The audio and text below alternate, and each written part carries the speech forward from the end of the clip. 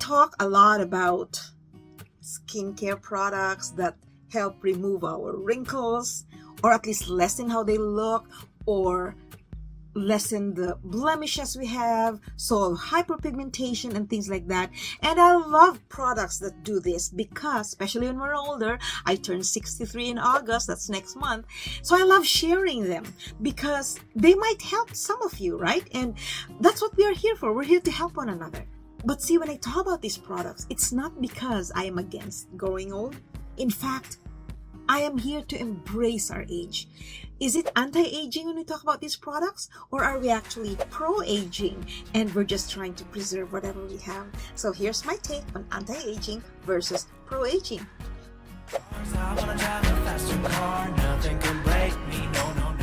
Hi everyone, welcome to my channel. If this is your first time, my name is Jackie D. My goal is to help you find your better version, whether it's through skincare, fashion, dressing up, makeup, mental health, physical health, healthy living, anything that adds to your self-esteem, anything that boosts your morale. I'm your rah-rah girl. I'm here to boost your morale and fix your crown. If you've been my subscriber for a while, thank you so much for your dedication and support.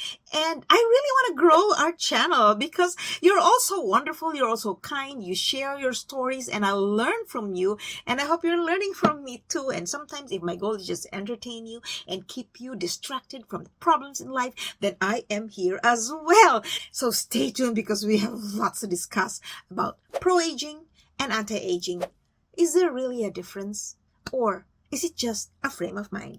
I turn 63 next month, August. And every time I get older, I am honestly prouder of myself. When I was in my late 40s and 50s, I was actually ashamed of my age. And I mentioned that in a number of videos. And that's because I now realize, because I felt that during those years, I was not able to accomplish anything. Despite the fact that I had a good job, I have some good experience in the past, I felt like there's something missing in my life. So now I realize that it was because I was looking for a purpose in my life. And now I found my purpose. This, my channel, is my purpose because I'm able to actually empower every woman, especially women who are getting older, to love their age and feel good about themselves and appreciate themselves. My calling is to empower you to find your value and appreciate yourself. So, anti-aging and pro-aging.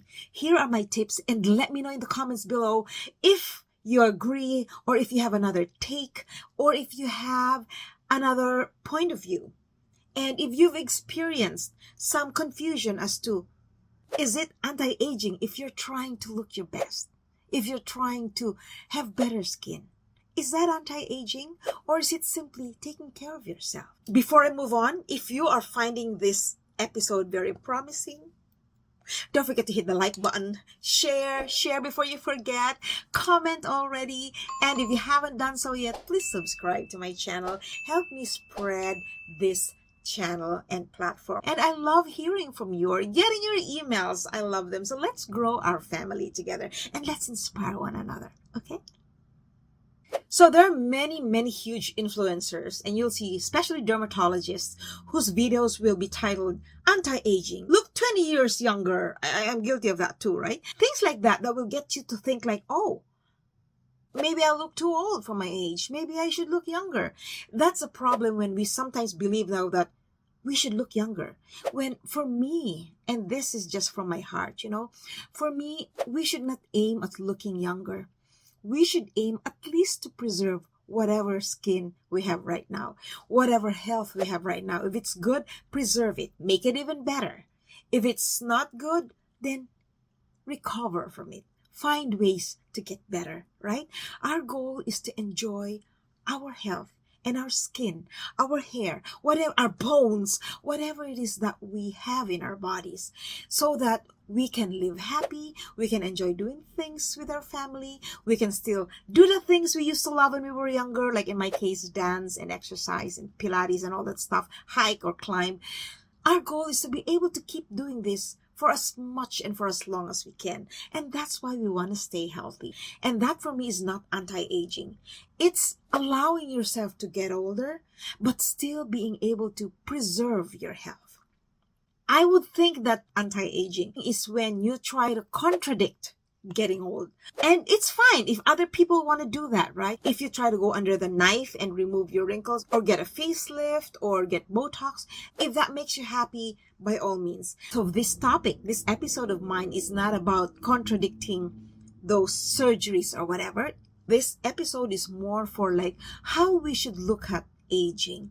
We should not be ashamed of getting old, and it's okay to find ways to preserve our skin. Like, I have not had any surgeries in my face. I have my wrinkles, I have my number 11, I have my crow's feet, I have my dark circles, and I have my hyperpigmentation, which is improving thanks to castor oil.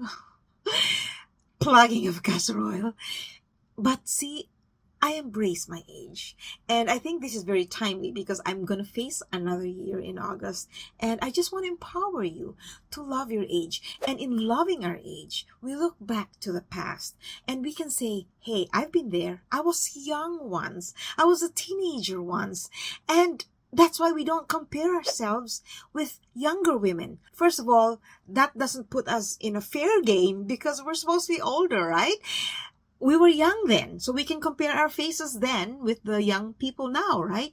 But right now, we can compare ourselves with who we were last year or before. If we're happier, if we see an improvement in ourselves, then way to go, right? We pat ourselves on the back, right? Because we're doing amazing. So for me, when I talk about products, and because I use them, that's why I talk about them, about lessening the look of our wrinkles, number 11, or lessening the blemishes, it's not because we're anti-aging. It's because we want to feel good about ourselves and we want to feel confident, because it pays to be confident and to have self-esteem, especially when you go out there. When you look at social media and you see all of these women, you want to also feel good about yourself, and you don't want to feel like you're incapable, you're inferior, you're not good enough, you're not valuable enough. And remember, everything you see on social media is always very visual. And you don't know if the pictures you see there have been photoshopped or altered or, fixed or airbrushed or things like that. Here is my take on pro-aging. Number 1, embrace your years. We should love our age. We shouldn't be ashamed of our age. It's okay to talk about our age. It's okay to flaunt our age, because you know what? It means we're still here. We're still thriving, and we're wiser. We're more patient. And to those of you who said that I look younger than my age, thank you so much. I think it's because of my lifestyle and my outlook in life. I'm basically a very positive person, but I do have my days. I have my issues. I have my hard days. But overall, I'm always hopeful. I always look at my cup half full. I had this video in September which went viral, and it was a video where I shared my skincare tips on how I look more youthful. And I tell you, I got very nasty comments on there. I had a lot of great comments, like 1,700 comments, and I think out of those, I've had like probably 17 really nasty comments, and they were very personal. One even said that, oh, she's taking her video from afar because she doesn't want to show her wrinkles. And I had close-ups there, right? So obviously they didn't watch the entire video. I had comments like, oh, I bet you she had an operation done. She had Botox and all. And I really thank a number of them. Some were dermatologists and estheticians who said she hasn't had work on her face because you can tell because her face is moving and her muscles are moving and you can see my wrinkles, right? Because otherwise, apparently, if you've had Botox, you won't be able to move your brows because the Botox will freeze your muscles, right? So, and I love raising my brows and making my eyes big and moving my mouth because I'm a very animated person. I cannot imagine myself talking without moving my brows. So definitely no Botox for me. If we appreciate how far we've come, then we begin to embrace our age graciously, gratefully, and with more positive enthusiasm, right? And we become a role model for those who are younger. If you're younger and you're worried about your wrinkles and your blemishes, that's okay. You may not like your wrinkles or blemishes, but love your age because it's normal to get old. We can't fight age. We can't go against age. So there are people who would say reverse aging. There are videos that say reverse your aging. You don't have to reverse your aging. We just have to accept it and be happy for where we are at. Number 2, we have to accept that aging is a part of life. We can't stay 22 forever. People will expect you to become older. And so we just have to accept that all of these things that we see on our faces, the changes we see on our skin, with our bones, they are a part of getting older. Like when we're older, we can stumble more because our vision is not as good. We can break our bones more easily. I actually have a very bad back because in 2018, and I was way younger then, I tried to plant this rose bush, which was taller than me already at that time because I didn't plant it sooner. And so, and I used the shovel and I dug. I think my angle was bad that I almost blacked out. I felt like a huge metal on my back fell and I actually had a slipped disc. I could not move and I cried so bad because I was in so much pain I could not walk. I went to the emergency, had my x-ray and all that stuff. And so now I cannot do all of the Pilates that I used to do. I'm very conscious when I do back exercises. I cannot lift weights anymore because my back would start to hurt. See, these are things that happen because we're older. We're not as strong. So if you're in your 50s, like I was back then, be careful with your back. Wear a back support. Like right now, I have to wear a back support when I do strenuous exercises. I like exercise. I like dancing. And at some point, because I was bedridden for a while, I was almost going into depression because the first thing that I thought was, what if I could not dance again? I was able to find exercise on YouTube. I didn't even go to a chiropractor, which I should do now so that I know how to do my exercises safely. I didn't even go to a chiropractor because I healed on my own. And I'm very proud of that. A few months after that, I suffered from sciatica, my sciatic nerves. And I don't think younger people suffer from that. I think when we're older, we suffer from that. And so see all of these bone problems. So these are a part of getting older. And our reflexes are slower. These are things we can't reverse. Whatever it is that we do, right? Our skin we can help maybe, but then our bones we can't. And no matter what we do. So we just embrace them. And that way we are not feeling so frustrated that we are counting another year. I hope you're liking this episode so far. If you do, show me some love and hit that like button. Hit that like button, share and comment, and let me know if you've been feeling that too at this point in your life, because I've been there and I know how it feels to be ashamed of your age and to feel like you're getting older and you shouldn't be, to hold off in getting older. Let me know, because you're not alone. And you know, there's so many of us who want to like turn back the clock, and we can't do that. We can just embrace every new year that comes. Celebrate every new year, and knowing that you're going to be older that year, right? Love yourself, love people around you, and just enjoy the moment. Number 3, when we embrace our age, we avoid impulse buying. So this is a little bit financial, because when we see people like, oh my gosh, this removed my wrinkles overnight, there's no such thing. Microneedling even will take a while. I've had 2 microneedling sessions because I wanted to revive the collagen according to my doctor, but it's pretty expensive and I haven't gone back for my 3rd one. I'm supposed to have 4 or 6. And for me, I think I'm happy where I am. Microneedling was supposed to actually address my hyperpigmentation. Not my wrinkles, but my hyperpigmentation. But my castor oil is working and I want to really prove that it does. So I'm giving castor oil a good opportunity to prove itself.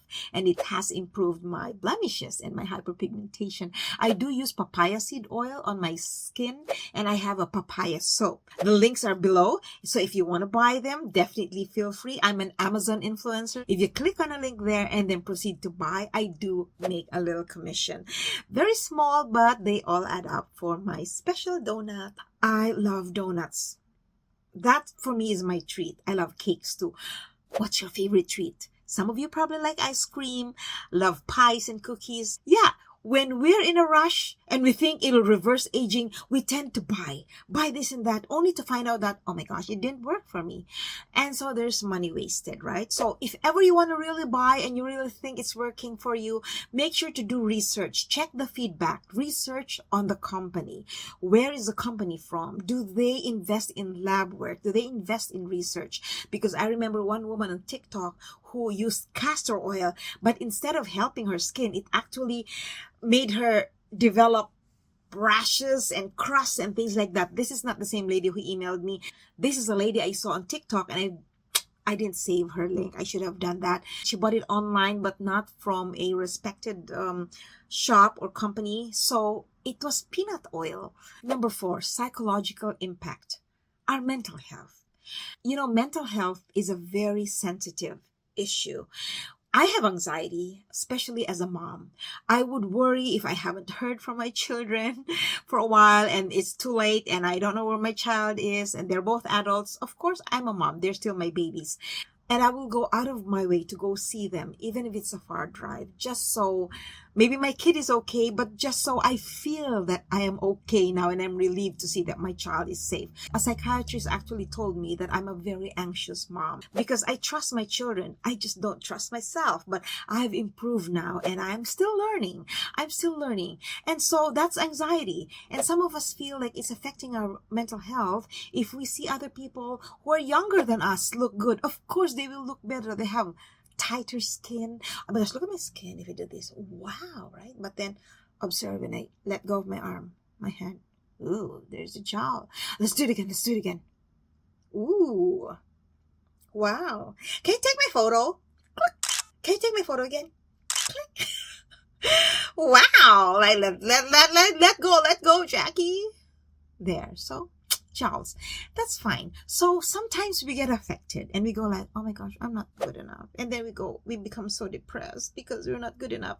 We are good enough. In fact, we are great role models for the youth. When we love our age and we're proud to show them our wrinkles and our jowls, our neck, then we're assuring them that it's okay to grow old, especially if we have daughters or sons, even for that matter.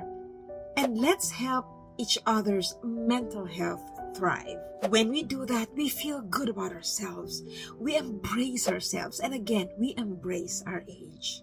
Number 6, let us redefine beauty. Beauty is not about full lips. It's not about arched brows or model-like jawlines and high cheekbones. These are features.